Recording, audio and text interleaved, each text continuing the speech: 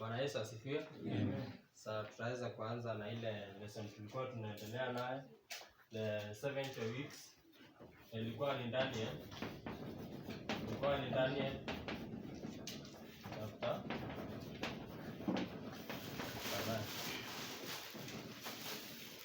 70 weeks.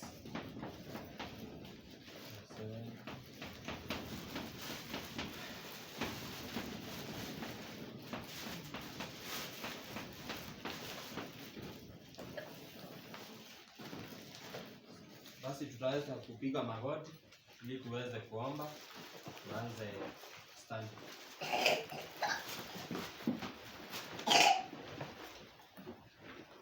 Baba, tumekuja mbele zako tukisema ni asante kwa vile wewe ni Mungu mkuu. Zidi kutuongoza na kutupa nguvu. Katusamee dhambi zetu na pia Roho wako akaweze kuwa pamoja nasi. Asante maana Mungu mkuu, tutaweza kuwa na lesson hii tunaweza endelea nayo wakati huu. Baba, wakati tutaweza kusoma, zidi kuwa nasi, Roho wako akaweze kutuongoza. Naomba pia mimi naweza kuelekeza watoto wako, waweze kunitia kaa la moto ili niweze kuongea yale ambayo yanatokana na wewe, bali si yale ambayo yanatokana na mimi. Naomba pia Mungu mkuu, kazidi kuwa na watoto wako. Shetani asiweze kuwaweza na nguvu za usingizi. Asiweze kuwaweza na nguvu zozote, bali wewe uweze kuwa ukiwaongoza. Asante maana wewe ni Mungu mkuu, na nikupitia jina la mwana kwa Yesu Kristo tunaomba na kuamini. Amen. Basi Sabato iliyopita tuliweza kuangalia kitabu cha Danieli 9 hadi mstari wake wa 19. Tukaweza kuangalia vile Danieli alikuwa anajidai yeye ni mtenda dhambi. Lakini tuliweza kuacha part ambayo ni ya Daniel 20 hadi 27. Tukasema tutaweza kuendelea nayo. Basi leo tutaweza kuangalia Daniel, kitabu cha Danieli kutoka verse 9 verse 20 to 27. Sasa kutoka verse 20 to 23 inaongea kuhusu malaika ambaye alitumwa ili aweze kuelezea Danieli. I'm very sorry, watoto wameambiwa watoke nje. Watoto, na msipige kelele. Kutoka Danieli 20 hadi 23, hii inaelezea malaika ambaye aliweza kutumwa na Mungu, Angel Gabriel, ambaye aliweza kutumwa katika kitabu cha Danieli 8. Huyu malaika ndiye bado aliweza kutumwa katika kitabu cha Danieli 8. Lakini ukisoma kitabu cha Danieli 8, nataka tuanze na hiyo mwalimu ile alikuwa ananisomea broko ama mwingine. Sawa? Soma sasa ya mwisho kabisa. Daniel 8 ya mwisho kabisa inasema verse na mimi Danieli 27. Na mimi Danieli nikazimia nikaugua siku kadha wa kadha, kisha nikaondoka nikatenda shughuli za mfalme, nami niliyastaajabia yale maono, ila hakuna aliyeyafahamu. So Danieli hakuelewa Daniel 8 verse Daniel 8 kutoka verse 14. Daniel hakuelewa, lakini huko juu kumeelezewa the ram and the goat. Aliweza kuelewa hiyo. Lakini Daniel 8 kutoka verse 14 hakuelewa. Ndio maana unaona malaika anarudi tena Daniel 9 verse 20 to 23 ili aweze kumuelezea huu mjumbe aweze kuelewa sana. Lakini mbele tuanze, nilisema nitaweza kuelezea the 70 years. Kuna hizi 70 weeks na kuna 70 years. Na mbele uelewe 70 weeks, lazima uelewe the 70 years.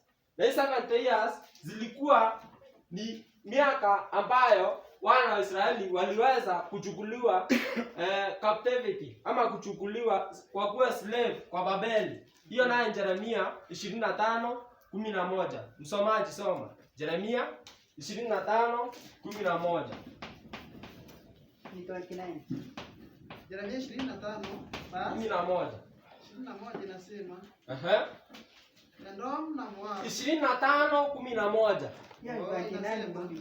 25:11. na nchi yote pia, na nchi yote pia itakuwa ukiwa na kitu cha kushangaza.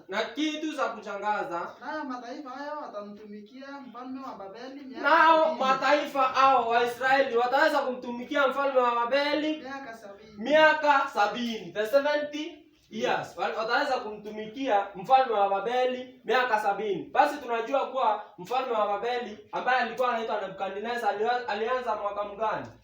606 BC. Ndio alianza. Nebukadneza alianza 606 BC. Sasa ukiadd 70 years zinakuwa ni miaka mingapi? Ukiminus maana ni BC na tunaenda nyuma. Si tunaenda hadi AD. Sasa una minus itakuwa ni 6 minus 0 si 6. 6 minus 7. Ama 10 minus 7 unaweza sema ni 3 hapa ilikuwa 5, si ndio? So 536 BC.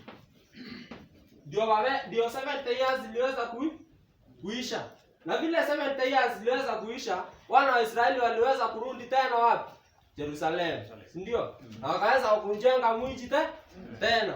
Hapo siko gundwel sana. The 70 years.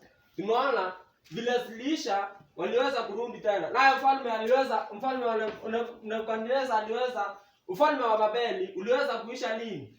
538, si ndio? Vile uliisha 538, Darius akachukua, vile Darius alichukua 536 akakufa. So wana wa Israeli wakakuwa ile chance ya kutoka hapo waenda tena Jerusalem. So wakatoka kuwa slaves. 538 vile alikufa, Medo-Persia iliweza kuingia. Nilisema tena kuna Babeli, kuna Babylon, kuna Medo-Persia,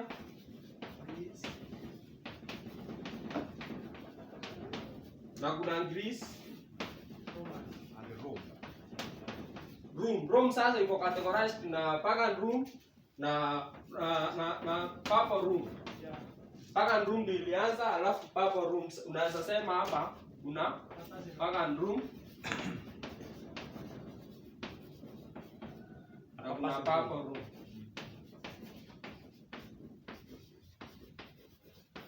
Asante sana. Sasa hizi falme ndizo ziliweza zinaweza kurule ama kufanya ufalme hapa duniani. Babeli iliweza kuanza kipindi chake 606 na mfalme aliyekuwa anaitwa Nebukadneza. Na vile tu ilikuwa inaanza, the first year ndio alianza kuhold captive wana wa Israeli. Hiyo ni kitabu cha Danieli 9:1. Inaelezea the first year vile Danieli waliweza kuchukuliwa mateka, maana waliweza kufanya dhambi kwa Mungu. Hiyo ndio ilikuwa stand yetu ya Sabato ambayo iliyopita. So tutaendelea kudwala hapo sana. Lakini uweze kujua hizi miaka zilianza hapa zikaishia 536 BC. Na vile ziliisha wana wa Israeli tena waliweza kurudi mji ambao ulikuwa wa Yerusalemu. Basi Medo-Persia ikachukua na kukapita tena Greece ikachukua na zaidi kwa ufalme wa Kiroma. Sasa hapo stand hapo sana. Tutaweza kuanza Daniel 20 to 23 haraka sana tuweze kujua huyu malaika ambaye alikuwa anaongoza Danieli ili aweze kuelewa Daniel 8 na Daniel 9 ni nani. Maana hizi vitabu zote Daniel 8 na 9 ni vitu moja. Daniel 8 kutoka 14 hadi 27 na Daniel 9 kutoka 20 hadi 27 ni prophecy moja. Hiyo ni prophecy moja. Zimeunganishwa. Na hii prophecy Daniel hakuelewa. Tumesoma verse 27. Ndio maana anaomba Mungu tena aweze kumuelezea. Soma mtumishi. 20 to 23. Hiyo 8. 9. 9:20. Basi hapo nilipokuwa nikisema na kuomba. Sasa tuliona Danieli alikuwa katika hali ya kuomba. Mungu Baba tusamee, Mungu Baba turehemu, tufanyie hivi na hivi na hivi. Basi alipokuwa akiomba na akiwa anaungama dhambi yake na dhambi ya watu wa Israeli na kuomba dua yake mbele za Mungu kwa ajili ya mlima mtakatifu wangu, kwa Mungu wangu. Naam. Naam. Nilipokuwa nikinena katika kuomba. Nilipokuwa nikinena katika kuomba. Mtu yule Gabriel ama malaika yule Gabriel aliyemkujia katika Daniel 8. Nilimuona katika njozi hapo kwanza. Nilipomuona katika njozi hapo kwanza. Sasa njozi ambaye alimuona hapo kwanza ni Daniel 8. Daniel 8 ndio ilikuwa njozi ya kwanza. The 2300 days. Here in Daniel 8 verse 14. In Daniel 8 verse 14. Ndio maana nawaambia unaweza anza 13 na 14. Ndio maana nawaambia kitabu hichi cha Danieli 8 na kitabu hichi cha Danieli 9 ni vitu moja. Yaani vimeshikana. So yule malaika aliweza kuja wakati wa Danieli 8 verse 13 to 14, ndiye aliweza kuja ili amuelezee the 70 weeks. Na hii 70 weeks iko kwa hizi siku. Ndio maana Danieli hakuwa anaelewa. Na angekataa kuelezewa the 70 weeks angeelewa hizi siku. Sawa, tuendelee mtumishi. Naam. Nilipokuwa nikinena katika kuomba. Mtu yule Gabriel. Gabriel niliyemuona katika njozi. Mtu yule Gabriel ambaye alimuona katika njozi ya kwanza. Akiruhusu upesi. Aliweza kuja haraka sana. Hiyo ni kitabu gani inasema kuwa malaika wanatembea haraka? Alinigusa. Ni kitabu gani inasema hivyo? Hebu niwape hiyo kitabu ili muweze kusoma. Uko verse 20. Niko 21. Verse 21 ndio inasema malaika wanatembea upesi sana. Akiruhusu upesi alinigusa. Hiyo ni kitabu cha, hebu niwape hiyo kitabu niliandika Ezekiel 1 verse 14. Ezekiel 1 verse 14. Malaika Gabriel alikuwa amekuja na upesi sana. Endelea. Panapo wakati wa dhabihu ya jioni. Panapo wakati wa dhabihu ya jioni. Endelea verse 23. Akaniagiza. Akaongea nami. Akasema. Danieli. Nimetokea sasa. Ili nikupe akili upate kufahamu. Ili nikupe akili upate kufanya nini? Kufahamu. Tuliona hapa Danieli hakuwa anafanya nini? Hakuwa anafahamu huu nabii. Lakini tumeona sasa malaika amejirudisha tena ili afanya nini? Ili afanya nini? Amfahamishe Danieli. Sijui kama mnashika. Tumeona verse 27 Danieli hakuwa anafahamu, si ndio? Lakini tumeona verse 23. Malaika amerudi tena ili amweze kumfahamisha huu nabii kwa verse 24 sasa. Daniel 9 verse 23. Endelea verse 23 isha. Mwanzo wa maombi yako ilitolewa amri. Mwanzo wa maombi yako iliweza kutolewa amri. Nami nimekuja kukupaza habari. Nami nimekuja kukupaza habari. Malaika aliweza kuja ili aweze kupasa Danieli habari. Endelea. Maana wewe umependwa sana. Ni watu wachache sana wameambiwa hayo maneno. Tumeona Nuhu aliweza kuambiwa kuwa anatembea na Mungu. Naye Abrahamu aliambiwa kuwa ni rafiki wa Mungu. Naye Danieli ndiye aliweza kuambiwa anapendwa na Mungu. Je, wewe utaambiwa hivyo? Unapaswa kujiuliza hivyo. Unaweza ambiwa hivyo. Sasa hiyo uko hapa mato. Vile una keep messages za Mungu, unaweza ambiwa hivyo. Hiyo ni swali kwako. Unapaswa kujiuliza. Danieli aliambiwa, Abraham aliambiwa, tunaona Enoch aliambiwa, na wewe? Endelea. Basi tafakari habari hii. Na kuyafahamu maono haya. Maana Danieli hakuwa anayafahamu. Muda wa majuma 70. Basi tumeenda sasa verse 24, si ndio? Yeah. Muda wa majuma nini? 70. Haya tunaangalia hapa. Umeamriwa juu ya watu wako. Umeamriwa juu ya watu wako. Na juu ya mji wako mtakatifu. Na juu ya mji wako mtakatifu. Sasa hawa ni Jewish ambao walikuwa wana represent Jerusalem. 70 weeks zilikuwa zimepeanwa kwa ajili ya Jewish, mji ambao ulikuwa ni mji wa kina Danieli, Jerusalem. 70 years tuliona zilipeanwa pia kwa Israeli. Wao. Na 70 years kaweza kupeanwa na kwa wana wa Israeli ili waweze kuwa captive. Maana walimfanyia Mungu makosa. 70 weeks ziliweza kupeanwa ili Jewish wapate ili dhambi iweze kuisha, prophecy kuwa shield, Si tulisoma haya mambo? Sasa hii 70 weeks tukaangalia tukaona kuwa kwa wiki kuna siku ngapi? 7. Sasa ukisema 70 times 7 inakuwa 490 days. Sawa? 70 times 7 inakuwa 490 days. Tuendelea tutaeleza hapo pengine Ili kukomesha makosa. Na kuisiliza kwanza kuna kukomesha makosa. Sin iweze kumaliziwa. Na kuisiliza dhambi. Ili sin iweze kuisha makosa. Na kufanya upatanisho kwa ajili ya uovu. Na kuleta haki ya milele. Righteousness. By the way, Kristo alikuja na righteousness of Christ. Ili kuweza kupata haki ya milele na kuweza kufanya nini? Na kutia muhuri, kuweza kuseal visions. Kutia muhuri maono ya unabii. Kuweza kutia muhuri maono ya nini? Unabii sio ni uongo. Na kumtia mafuta yeye aliye mtakatifu. Akutia mafuta yeye aliye nani? Mtakatifu. Holy Spirit akuja, si ndio? Hiyo ni John 14 verse 26. Christ aliweza kutuma Holy Spirit ili aweze kutuongoza. Haya mambo yote yalihappen lini? Tunaona hizi 490 days. Hizi 490 days ukisoma katika kitabu cha Numbers ama cha Ezekiel, nataka leo niwapee fungu mbili. Kuna Numbers soma Numbers 14:34. Numbers 14:34. Ezekiel 4:6 hii tunasomanga karibu kila time. Lakini acha tukua na proof ya mafungu mawili.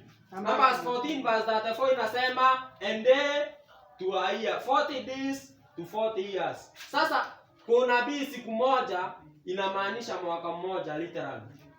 Soma Numbers 14:34. Ezekiel 4:6 nitajisomea. Inasema kwa hesabu ya hizo siku mlizoipeleleza ile nchi. Kwa hesabu ya zile siku ambazo mlizoipeleleza ile nchi. Yaani siku 40 kila siku. Siku 40, 40 days. Kuhesabiwa mwaka. One day kuhesabiwa nini? Mwaka. 1 year. Si ndio? Sasa hizi 40 days zitakuwa 40 years. So ka 40 days ni 1 days to 1 year. So hizi zitakuwa 40. Inasema hapo soma nasema hivi. Mtayachukua maovu yenu. Ndio miaka 40. Ndio miaka nini? 40. Na pia ukisoma kitabu cha Ezekiel kinasema vivyo hivyo. Miaka 40 kwa siku 40. Sasa 1 day to 1 year, 40 years. So hizi days bado unaweza ziita literally 490 years. Si ndio? Unaweza ziita 490 years. Maana 1 day is equals to 490 days. So kwa years zitakuwa 490 years. 490 years. Si 490 years. Sasa hizi years zilikuwa ndio siniishe, dhambi ondolewe, hiyo dhambi ondolewe, alafu kukue na haki, alafu kukue na nini? Na Holy Spirit, alafu unabii uweze kuwa nini? Kuwa sealed. Si ndio? Tutaona kama haya mambo yaliweza kuhappen huo wakati ulipofika. Sasa kuna wanauliza hizi 70 weeks zinaanza lini? Nataka tuende moja kwa moja kwa kitabu cha Ezra. Kitabu cha Ezra 7. Moja. Nataka usome haraka mwalimu. Nasema hivi. Inasema ikawa baada ya mambo hayo. Wakati wa kutawala kwake Artaxerxes, ndio? Mfalme wa Uajemi. Artaxerxes. Ndio? Hiyo mfalme, Mfalme wa Uajemi. Acha nimwandike hapa maana kutamka inakuwa na shinda. Alikuwa anaitwa haya najua kutamka. Atasa. Sawa, hii inakubandika. Artaxerxes. Artaxerxes. Yaani huyo mfalme alikuwa mfalme wa Kimendi. Na huyu mfalme alikuwa ni katika utawala wa mwaka wa kwanza, ndio sasa hii nini ilianza. Hii 490 days. Na hizi 490 days zinaanza the same time na 2300 days. Maana tumeona ilikuwa cut off. Hebu soma na English. Daniel 9 verse 24. Ilikuwa cut off. Hizi 490 days ilikuwa cut off kwa 2300 days. Hebu soma Daniel 9 verse 20. Mbona huwa tunaanzanga kuhesabu hizi na hizi the same time? Maana hizi siku ziliweza kuwa cut off kwa hizi, si ndio?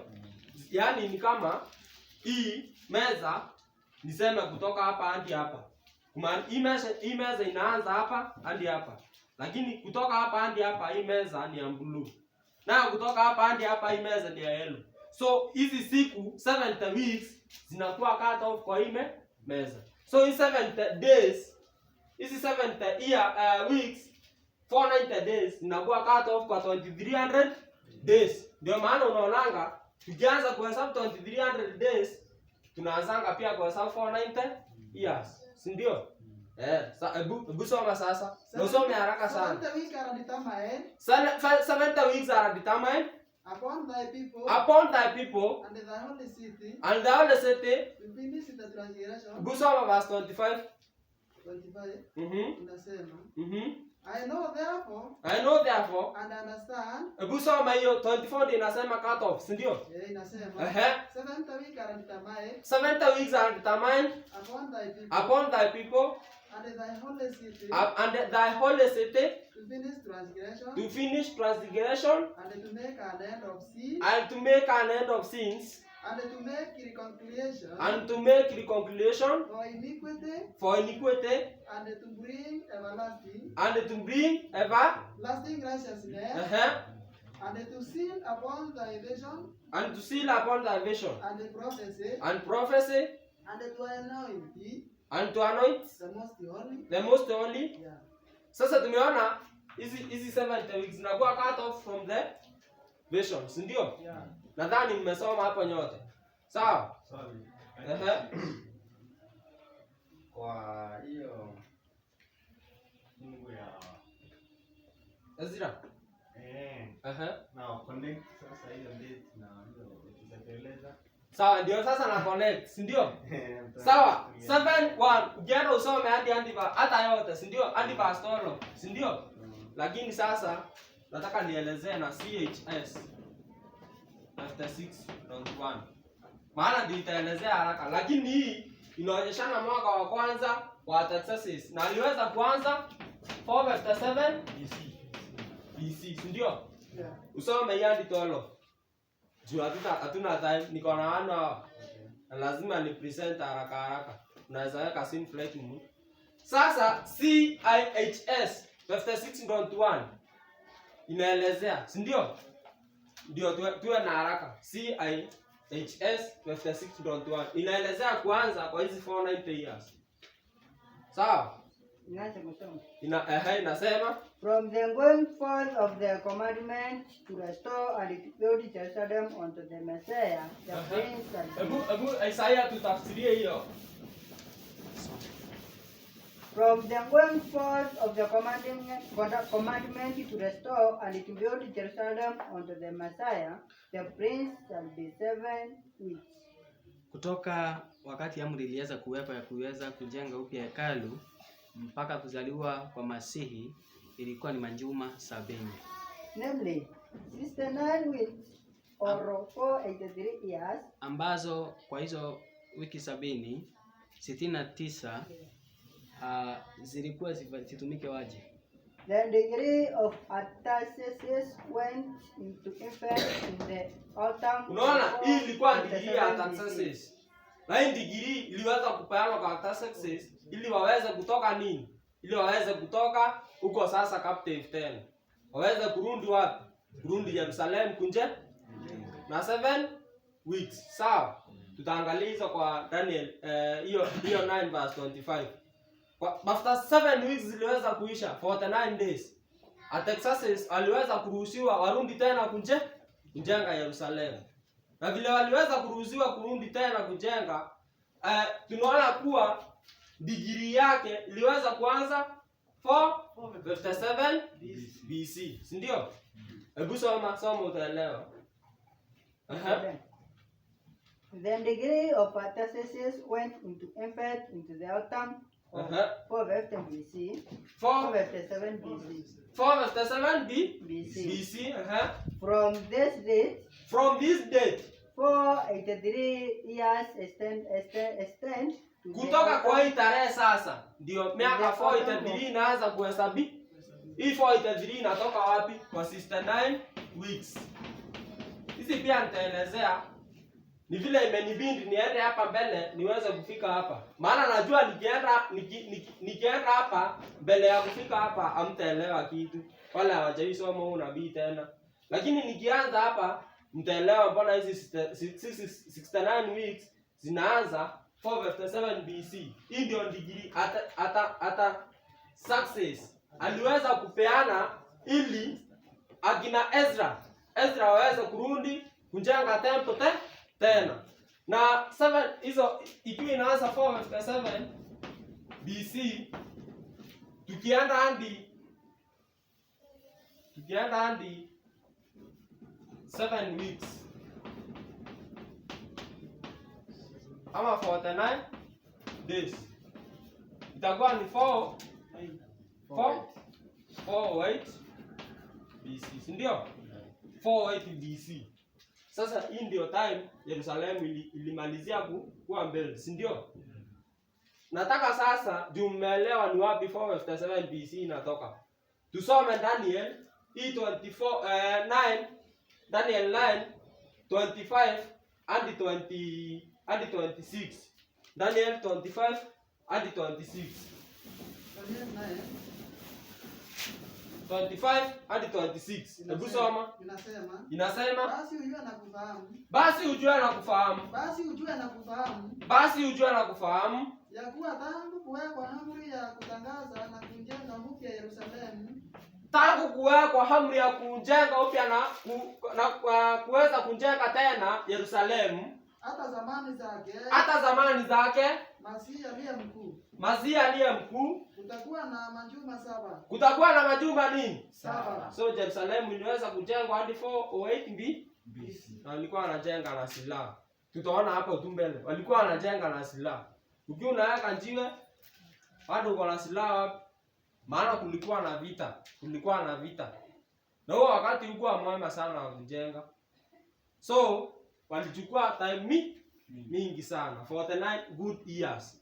Tulisema one day is equivalent to 1 year. 1 literal year. Endelea. Na katika majuma 62. Sasa kutoka hapa tunatoka tena majuma 62. Tutoke hapa sasa tuende 62 weeks. So 62 kiasi kwa hii ni ngapi? 69, si ndio? So hiyo inaingiana 69 weeks. Yote inaingiana 69 weeks. Sawa. Na katika manyumba 62, so 62 kutoka hapa 408 ukiandi inakuwa 69. Endelea. Utajengwa tena pamoja na njia kuu zake na handaki. Utajengwa tena pamoja na nini? Na njia kuu zake na handaki. Na njia kuu zake na handaki?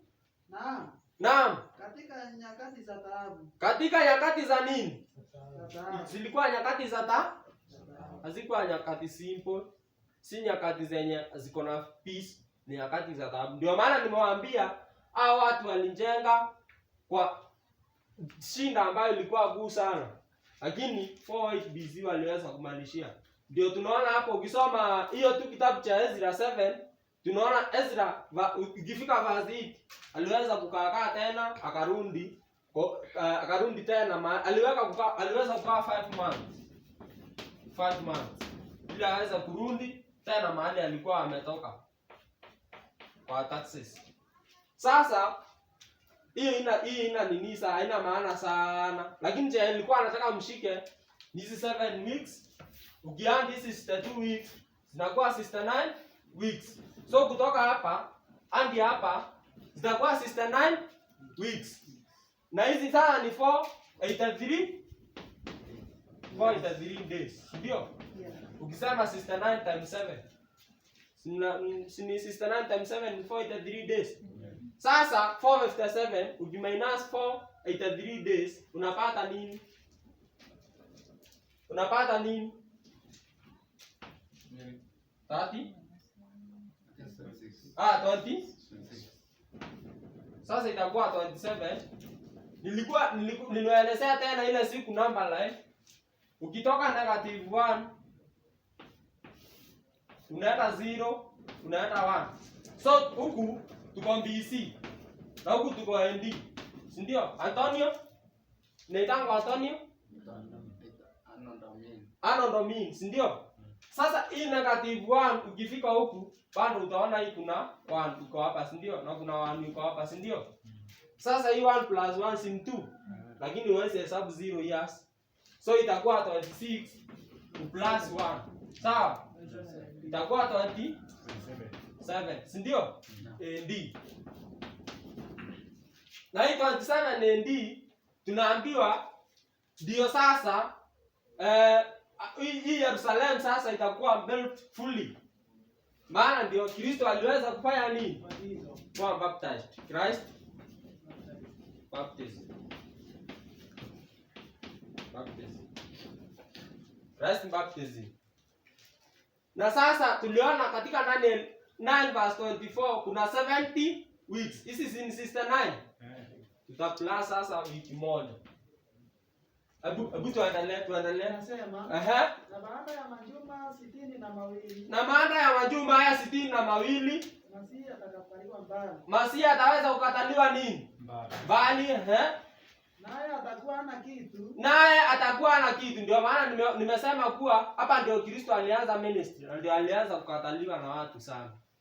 Maana wakati unaanza kuhubiri, wakati unaanza kuwa Mkristo, ndio watu wanaanza kukuepuka sana. Hata wale marafiki mlikuwa nao zamani saa hii, nakwambia ukweli hawako. Hamna hao marafiki. Hauna hao marafiki saa hii. Si ni ukweli? Watu wengi tulikuwa tunakula miraa, lakini hao marafiki tulikuwa tunakula nao miraa saa hii walitukataa. Maana tukienda kula miraa pamoja nao, hatutakula na amani. Lazima utakuwa unamwambia kitu. Sawa? Wanakukataa. So Masihi aliweza kuanza nini? Ministry yake. Hiyo ni Luke 4:16 alienda Sabato. Hiyo ni hata hiyo inakubalika. Lakini nilikuwa nataka nipeane ni Luke 3 verse 23 verse 21. Luke 2 verse kuangalilie either Luke 2 verse 21 ama Luke 3 verse 21. Yeye Kristo aliweza kuanza 3 verse 21 na 22. 3 verse 21 na 22. Hapa ndio Christ aliweza kubatizwa akiwa na miaka 30. Na hii miaka 30 inaturudisha nyuma kutoka 27 years. Ukirudi miaka 30 unapata nini? Unapata? Si useme 27 minus that. 3. Sawa na plazwa ile rudi yetu, si ndio? Maana hii ni zero. So Kristo alizaliwa lini? 4 BC. Hata kama ina nini yetu iko sawa sana. Tuturabu. Pakujia hapa.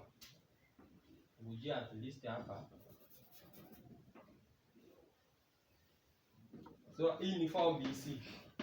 Ina useme ni Christ back. Na akaanza kubatizwa akiwa na miaka 30.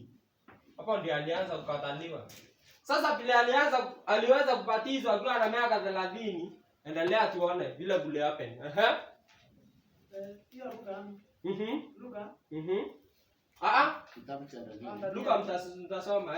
Daniel 9:26 inasema na baada ya majuma yale 62. Na baada ya majuma ya 62 tumeona ukiandi na unapata 69. So baada ya 69 weeks Masihi atakataliwa mbali naye atakuwa na kitu, naye atakuwa na kitu, na watu wa mkuu atakayekuja na watu wa mkuu atakayekuja watauangamiza mji wataangamiza mji na patakatifu na patakatifu pa mwisho wake patakuwa pamoja na gharika, patakuwa pamoja na gharika, na hata mwisho ule wa vita, na hata mwisho ule wa vita vitakuwapo ukiwa umekwisha kuwarudia. Sasa Jewish close of prohibition inafika wapi? Hapo. So Jewish aliweza kukua close prohibition wakati Kristo aliweza kufa na akafufuka. Waliweza kumkata, wakaweza kumkataa. Jewish vile waliweza kumkataa, kunakuwa na close of prohibition. Na ndio maana 70 AD wanaangamizwa wote. Ndio Jerusalem. Endelea. Inasema na atafanya agano thabiti na watu wengi, na atafanya agano thabiti na watu wengi kwa muda wa juma moja. Sasa tunaona kutoka 69 weeks tunaona kuna juma moja inaongezeka hapa. Si kuna juma moja inaongezeka hapa?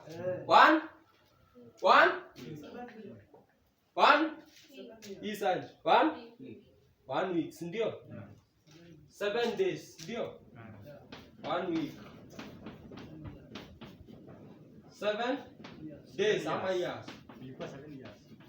Tunaweza sema days, tunaweza sema years. Maana tunajua numbers 1434. 1 day is equivalent to 1 year. So you are correct tu. So ukisema 27 AD plus 7 unapata nini? 34 AD. 34 AD. Hapa ndio Stephen the martyr aliweza kuwa stoned to death. Mambo mingi aliweza kuwapania disciples. Kristo ndiye aliweza kufufuka hapa. Sawa? Sasa ukikuja na kwa nusu ya juma hii. Sasa hii juma ambayo ni ya mwisho nusu yake. Ataikomesha sadaka ya dhabihu. Ataikomesha sadaka ya nini? So ukisema 27 plus 3.5 unapata nini? Na mahali pake unapata litasimama 30.5. 30.5. Sasa unasema ni 31. Na round off hii. Maana hakuna huwezi sema mwaka nusu na tunaona ni miaka 3.5. So utachukua tu ikiwa 31 AD. 27 plus 3.5. Maana si ni hapa ni katikati. Na ni kutoka 27 plus 3.5 tunapata ni 31 AD. So hapa 31 AD ndio tunaambiwa waliweza kumfanya nini? Kumsulubisha. Aliweza kumfanya nini?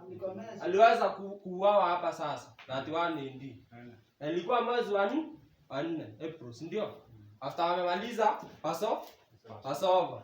Na ni aje tutaona kuwa Yesu aliminister miaka 3. Hata kitabu cha Yohana tutarudi hapo mtumishi. Hata kitabu cha Yohana 2:13. Yohana 2:13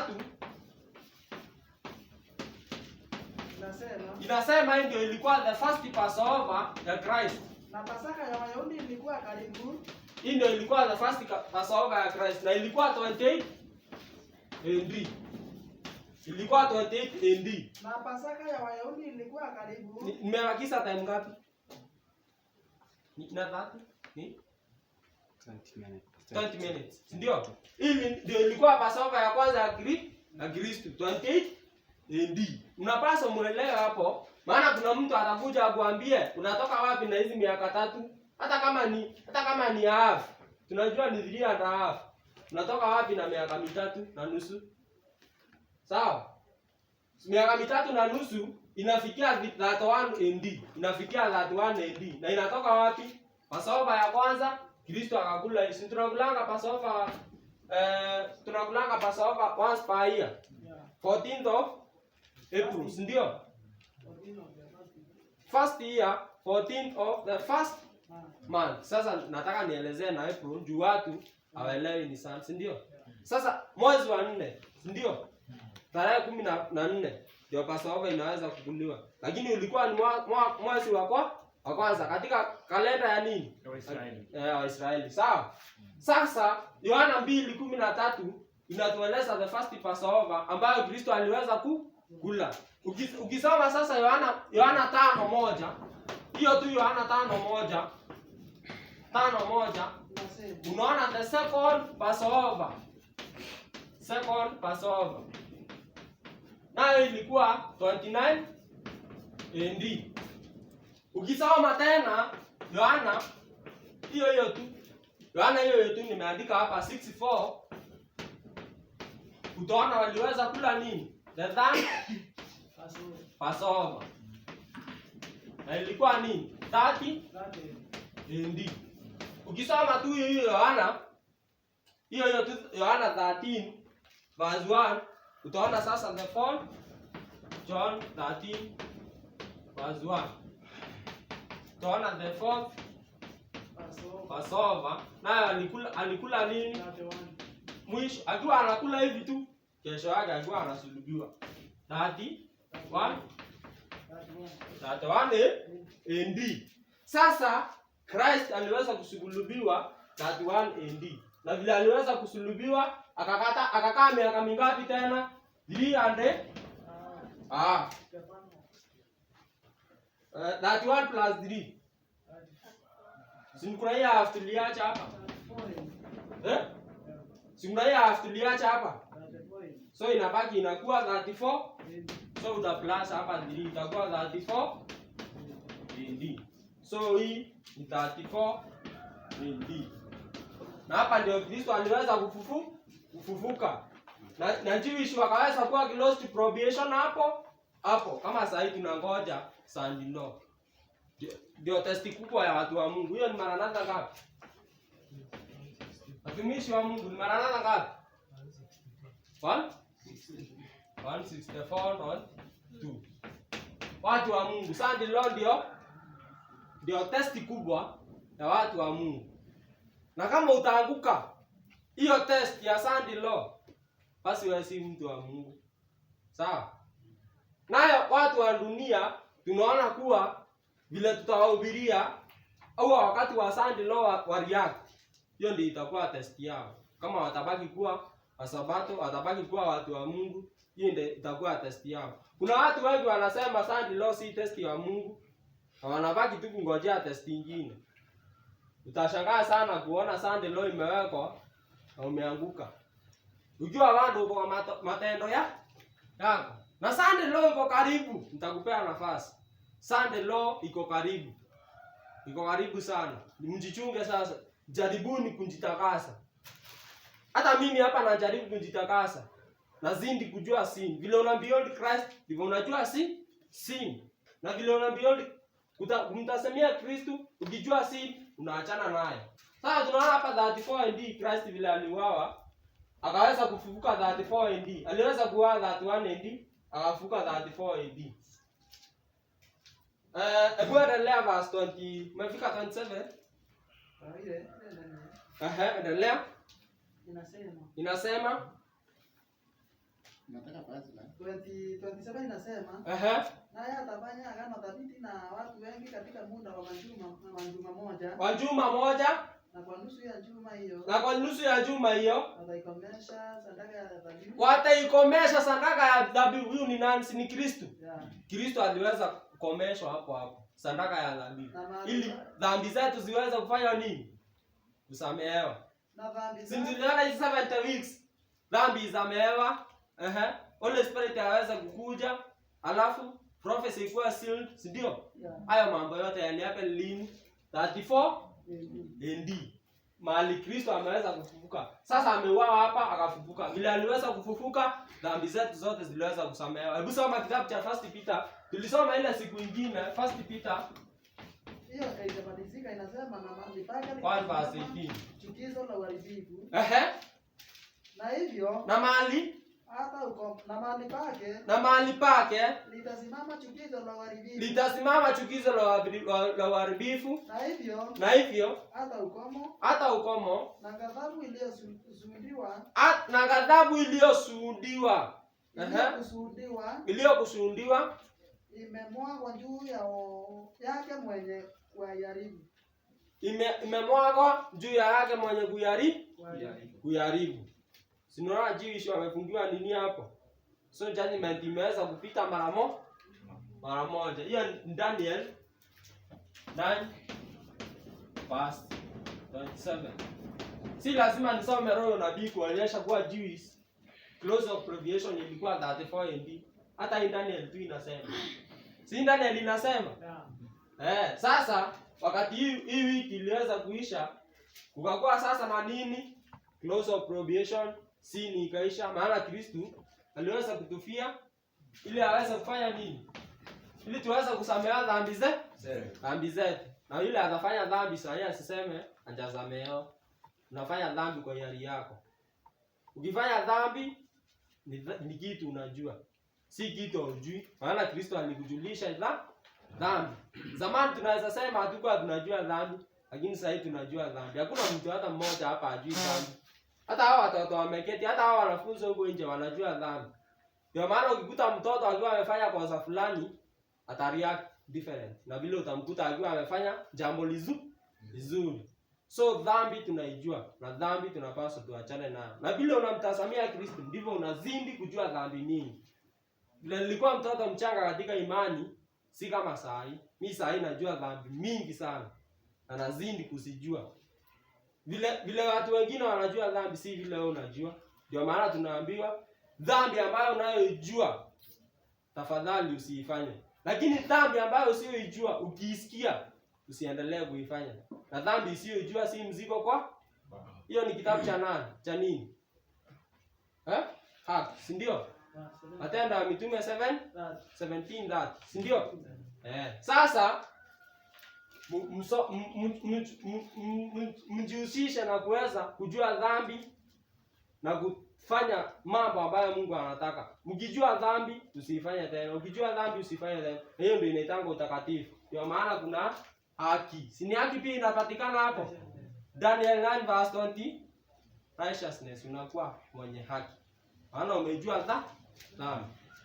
Sasa basi nataka kabla hujafuta hiyo kuna jambo ambalo mstari wa 7:27 unasema. Yes. Kuna jambo ningependa uweze kueleza hapa mstari wa 7. Kwanza tunaambiwa mstari wa 27 katika kitabu cha Danieli. Yes. Naye atafanya agano thabiti na watu wengi muundo wa juma moja. Ili agano thabiti ni nini na ni nini lilifanyika? Na kwa nusu ya juma hiyo ataikomesha sadaka na dhabihu. Sasa unajua hiyo umeweza kueleza, ngoja. Hiyo umeeleza na mahali pake litasimama chukizo la uharibifu. Hiyo ueleze. Na hiyo hata mahali pake litasimama chukizo la uharibifu. Na hivyo hata ukomo na adhabu iliyokusudiwa imemwagwa juu yake mwenye kuharibu. Sasa tumeona kuwa Jewish ilikuwa ni the close of probation of Jewish. Close of probation ikihappen, si Mungu anakungani. Ni nani? Si shetani. Shetani akianza kukungani, tuseme kama sisi tunangoja close of probation. Kristo akisimama, when Messiah will stand up. Daniel 12 verse 1. Si wote ambao walikuwa wanafanya dhambi watazidi kufanya dhambi. Si ndio? Wote ambao walikuwa wanafanya mambo ambayo ni mabaya watazidi kufanya mambo mabaya. Hiyo ni Revelation 22 verse 11, si ndio? Sasa wakati Kristo atatoka mahali patakatifu, watu wa Mungu watajisimamia bila mtetezi. Sasa ni wewe hapo ujitetee. Jewish vile walikuwa Jewish nini close of probation iliweza kuhappen, Jewish waliacha sasa wajitetee wenyewe. Hapo ndio maana unaona watu wengi ambao waliweza kufika 70 AD wakiwa hawajatoka, wale walifika 70 AD wakiwa hawajatoka mahala hapo. Si waliangamizwa? Sasa ni wewe ujitetee. Ndio maana inasema kuwa yule mwenye nini? Vile Mathayo 24 verse 15 inasema ambaye ni wakufanya nini? Wakuasi anasimama. Shetani sasa anaanza kuanganya. Ndio maana unaona watu wengi walihubiriwa lakini waliangamia hapa. Ndio maana tuko na huwa ulisema mafungu nzuri sana. Kama wewe huwezi mbio za nini? Za miguu, za farasi utaweza? Kama huwezi kutunza kujitunza saa hii, kuna amani. Sunday law ikifika utaokoka. Hata Kristo akitoka ole place, most ole place, hautaokolewa. I tell you the truth, hautaokolewa. Mbona? Maana ulishindwa kufanya nini? Kukimbia mbio za miguu. Za farasi utaweza? Hautaweza. Hata ukitaka hautaweza. Ndio maana Jewish wengi waliangamia. Waliangamia wengi sana. Si walikuwa wameshindwa hii mbio? Hii mbio ya huku. Unadhani hii mbio wamefungiwa mahali the prohibition wataweza? Haezi. Ningine umeelewa mtumishi? Kama kuna jambo bado umeacha. Unasema pia nasema no. They tatua the best of the people of God. Hii ndio inasema hivi. Alafu na Grace controversy nayo inasema apostasy in the church will prepare the way of the image to the best. Mimi nimesema mark of the beast. To the beast. Alafu vile uasi unaendelea kanisani ndio inaandaa njia ya image of the beast. The image of the beast. Yeah. Na inasema hii itakuwa test ya watu na watakuwa decided. Sasa nataka uniwekee kama utaangalia national Sunday law au utaangalia apostasy inaendelea katika kanisa ili tuweze kuandaliwa. Sasa image of the beast, acha nielezee kwa ufupi. Hii ni uniting of all churches, ndio? Na mark of the beast. Mark of the beast sasa hii ni ndio Sunday law. Hii ndio Sunday law sasa. Na hii ndio anasemea mimi. Hii ndio Maranatha 164:22 inasemea. The test of the ni inasemea image of the beast ama mark of the beast? Image of the beast. Hii ndio sasa anasemea mimi. Sawa? Mark of the beast itakuwa ni test ya Mathayo